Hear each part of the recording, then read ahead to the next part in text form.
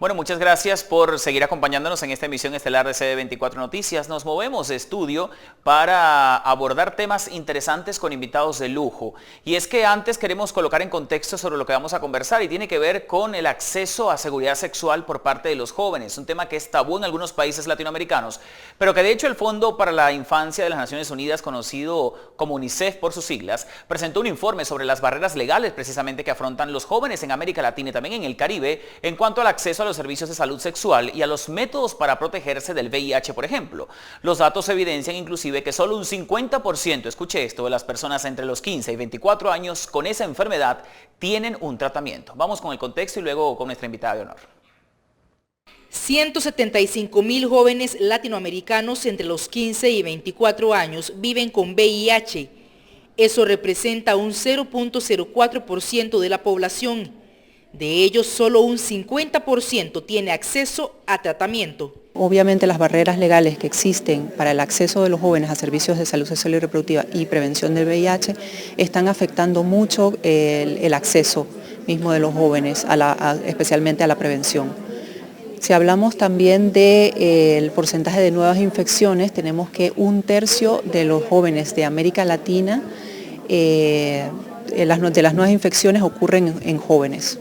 Las barreras legales impiden que esa parte de la ciudadanía tenga acceso a información sobre salud sexual reproductiva y también tengan dificultades para prevenir el contagio de enfermedades de transmisión sexual.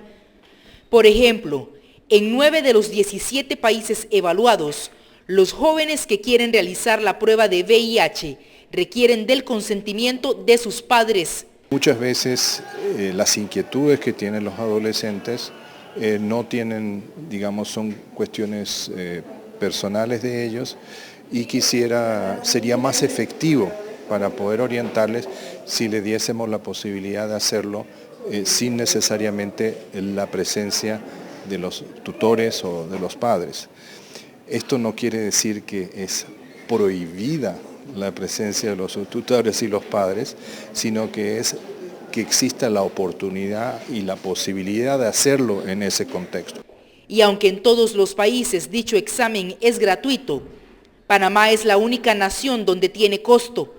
De igual manera, ese país es el único que no posee una normativa específica sobre educación sexual, es decir, que no hay ninguna entidad gubernamental que sea responsable de esa obligación. Aunque no se tienen datos específicos, los jóvenes tienen dificultades para adquirir métodos anticonceptivos. El preservativo masculino se distribuye de manera gratuita en todas las naciones de la región.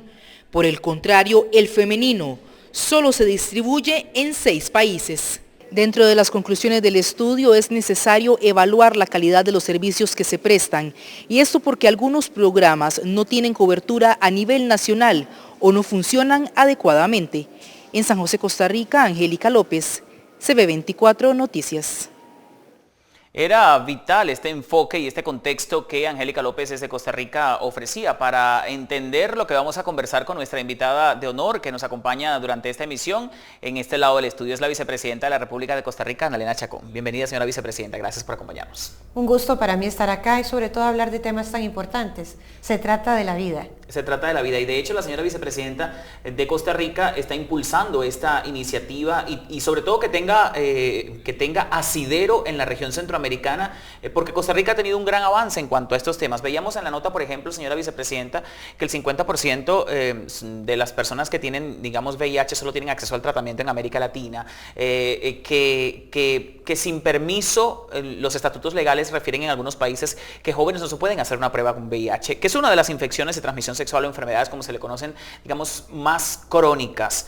¿Cómo está Costa Rica en cuanto a este tema? Bueno, nosotros sí tenemos un acceso universal a los antirretrovirales para las personas costarricenses y que cuentan con seguro social.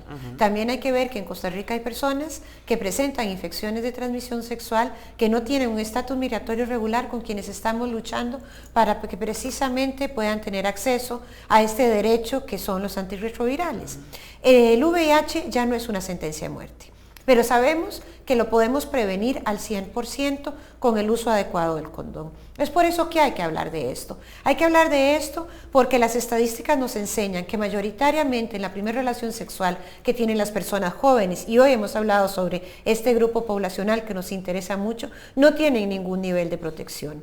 Y es ahí en donde puede empezar esta transmisión si no saben. El autocuido y el cuidado hacia los demás, el uso del condón se convierte en algo importante. Sin embargo, la educación sexual realmente no se puede lo que llamamos condonizar. Es decir, que tener una buena educación sexual es nada más el uso del condón. Se necesita algo mucho más allá, se necesita la enseñanza de valores, de autocuido y saber también que en este país, igual que en el resto de América Latina, seguimos teniendo embarazos tempranos, embarazos de niñas, los cuales son violaciones, embarazos en adolescentes, que son más o menos 14,000 en Costa Rica al año. De los 70,000 nacimientos al año que tenemos en Costa Rica, 14,000 son de chicas entre los 15 y los 19 años, y eso también quiere decir que hay una carencia de una buena educación sexual, dándole a las mujeres, en este caso especial, también la educación sexual debe de venir acompañado de un proyecto de vida para que la maternidad sea algo postergado cuando estemos emocional y planificado además. Exactamente. Y además de acuerdo que tengamos una buena pareja, porque lo más triste de esto es que la mayoría de estas muchachas que son madres adolescentes no tienen pareja. Claro, terminan siendo madres solteras. Señora vicepresidenta, en el caso de la educación sexual, traigo a colación este término porque es importantísimo. En nuestra América Latina se ha estigmatizado una creencia de que con repartir preservativos masculinos se evitan contagios como el VIH o el VIH. Sin embargo, más allá de usar un preservativo, debe usarse la conciencia a la hora de tener, por ejemplo, la monogamia, una sola pareja sexual, que es el ideal, eso lo dicen Naciones Unidas, la OMS inclusive también refiere que sea así. Claro. En ese sentido, ¿qué avances se han tenido para con la región cambiar un poco ese chip, darle la vuelta a la página, de que no solamente es repartir un condón, de que la gente tiene que saber con quién va a tener intimidad porque se va a acostar no solamente físicamente con ese cuerpo, sino con la historia de esa persona? Así es, y cuando converge la historia de una persona que nunca ha tenido una relación sexual con otra que solo ha tenido una pareja sexual, ahí hay más de 35 personas en esa cama, digámoslo así, porque está la historia de vida. Pero además, hablar de la monogamia es muy importante, pero no es la realidad. Los jóvenes, cuando están en la etapa de crecimiento, tienen varias parejas. Y además, muchos de ellos inician relaciones sexuales a edades muy tempranas. Pero está absolutamente comprobado que cuando damos una buena educación para la sexualidad y hablamos claro y quitamos esa curiosidad típica del adolescente, se retarda el inicio de la actividad sexual hasta en 5 años. Esto lo digo para los detractores que dicen que no debemos de hablar de la educación sexual porque significa instar a iniciar una vida activa sexualmente. Eso no es así. Pues es que en algún momento va a ocurrir. Es que en algún momento va a ocurrir, pero cuando ocurre nosotros queremos que exista madurez, que exista autocuido, que exista también, ojalá, otro montón de condiciones. Pero de todas maneras hay que saber y advertir que una relación sexual sin protección puede costarte la vida. Yo lo he dicho antes, el VIH no es una sentencia de muerte, pero existen otras ITS, ¿verdad?, que son infecciones de transmisión sexual, y existe también el peligro de embarazos tempranos, embarazos no deseados. En el último censo que se hizo en Costa Rica, ya hace más de 5 años, vamos a hacer otro estudio que ya lo tenemos preparado y estaremos en calle el año entrante.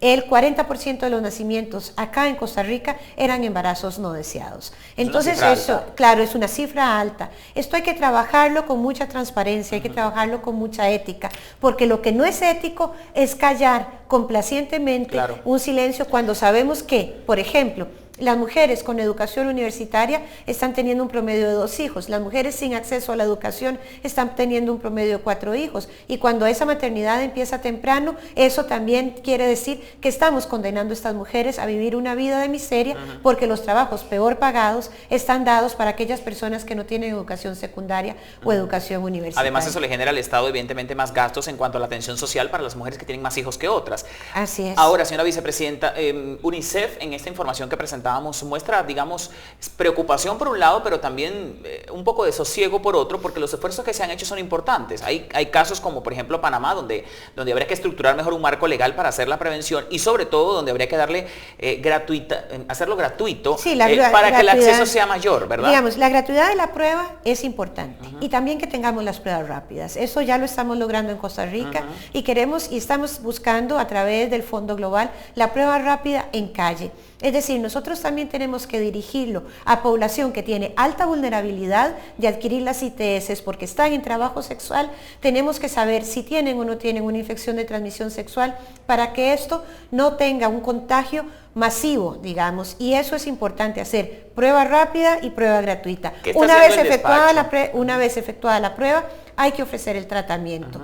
Nosotros hemos hablado de esto sin tapujos, lo hablamos realmente quitándonos la venda de los ojos, sabiendo que es un tema que se debe abordar profesionalmente, se debe abordar técnicamente, humanitariamente, y sobre todo saber que quien no tiene la información es mucho más vulnerable a adquirir cualquier infección de transmisión sexual. Señora vicepresidenta, ¿qué está haciendo su despacho en mancomunidad, entendemos, con el gobierno del presidente Luis Guillermo Solís en Costa Rica para fomentar, llamaba la atención el tema también de los preservativos femeninos, que no es el común denominador, son los masculinos los que cobran más fuerza, pero desde su despacho, ¿qué se está haciendo y qué resultados hay hasta ahora? Bueno, nosotros hemos venido trabajando fuerte con un proyecto mesoamericano, que es un proyecto con una visión no adultocéntrica, en los cantones, que son las unidades geográficas pequeñas de más alta tasa de embarazo en adolescente, en donde trabajamos con las que ya son madres de un hijo, digamos, para hablar sobre esperar a tener el segundo hijo, y las que no han tenido hijos también para crear el proyecto de vida. Respecto al condón femenino, hemos insistido y ya estamos buscando cómo inscribirlo en Costa Rica, que lo podamos tener también de forma gratuita en los servicios de salud. ¿Por qué? Porque el condón femenino es la única forma en donde la mujer puede tener una protección sin tener que negociarlo con su pareja. Claro. Y entonces hay una gran autonomía y es muy importante, porque además hemos visto en Costa Rica una feminización del VIH y es realmente muy triste, porque estas mujeres que adquieren mayoritariamente la infección son mujeres monogámicas, que es a través, digamos, de su marido, que no ha tenido estas conductas monogámicas, y muchas de ellas han sido víctimas de violencia, pero además luego tienen que vivir con el estigma. Claro. Y entonces nosotros estamos trabajando por eliminar el estigma de las personas que viven con VIH y por tener una nueva ley que no sea biologista, sino que sea mucho más holística, basada en los derechos humanos. Tengo muy poco tiempo, señora vicepresidenta, pero quisiera en estos últimos 30 segundos que me dijera de aquí a diciembre, que por cierto el 1 de diciembre es el Día Internacional de la Lucha contra el SIDA, qué va a ser su despacho, qué actividades tienen donde la ciudadanía pueda participar, informarse, enterarse y por ende prevenir, ser parte de las estadísticas. Bueno, nosotros hemos hecho el año pasado, por ejemplo, vestimos a la Casa Presidencial con un lazo rojo por primera vez, hicimos una carrera, hicimos que todos los futbolistas se vistieran con una camiseta con el lazo rojo para decir no metas más goles, que no te metan un gol en materia de salud sexual y salud reproductiva. Seguimos trabajando en poder impulsar una nueva legislación que ha sido construida desde la sociedad civil con la venia de la Defensoría de los Habitantes, y yo hago un llamado desde acá a los diputados y diputadas de la República, muy respetuosos, conociendo la división de poderes, para que se apruebe la adición de un capítulo a la Ley General de Salud que precisamente regule la salud sexual y la salud reproductiva, que es un trabajo que yo dejé hecho en los años que fui diputada en este país. Creo que merecemos tener un marco regulatorio mucho más potente, mucho más fuerte, enmarcado en los derechos humanos. Y que el tema sanitario se despolitice, particularmente en la Asamblea, casos, por ejemplo, fertilización in vitro y todo eso, que no nos va a dar tiempo de hablarlo, pero que sí es importante ese llamado que usted hace a los diputados costarricenses para que